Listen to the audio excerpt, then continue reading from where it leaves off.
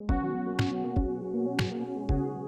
селе Журавки Кировского района откроют музей под открытым небом, посвященный летчикам-испытателям. Торжественное открытие, приуроченное к 100-летию дважды Героя Советского Союза Амитхана Султана, запланировано на 5 декабря.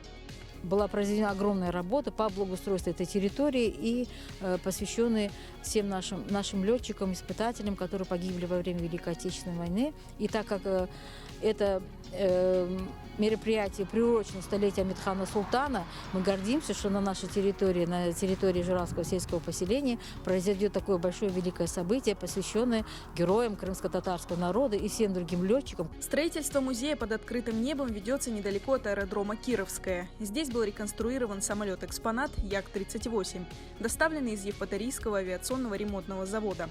Это первый из 5 самолетов-экспонатов музея. Также рядом с постаментом, на котором установлен летательный аппарат, возвышаются бюсты выдающихся летчиков Амитхана Султана и Валерия Чкалова. Был создан небольшой архитектурный стиль, как маленький музей.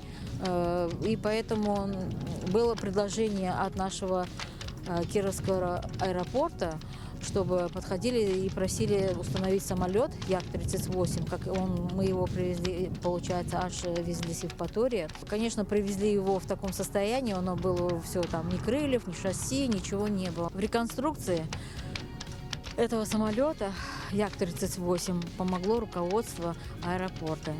Они провели огромную работу, восстановление, и, конечно, все это их работу они оформили, все сделали. Открытие музея – это значимое событие для Кировского района. По мнению главы администрации Лейлы Абдуллаевой, будущий авиамузей станет его гордостью и главной достопримечательностью.